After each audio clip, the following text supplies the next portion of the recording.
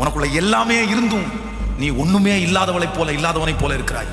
வேற எதுவுமே காரணம் இல்லை. ஆண்டவர் என்ன விரும்புறாரு அப்படின்னா ஹோலி, பரிசுத்தம். ஒரு முயல் கதை அடிக்கடி சொல்லுவேன். ஒரு வேடன் ஒரு முயலை துரத்தி கொண்டே வருகிறான், அவனை கொல்லும்படியாக துப்பாக்கி கொண்டு ஓடிக்கொண்டே இருக்கிறது.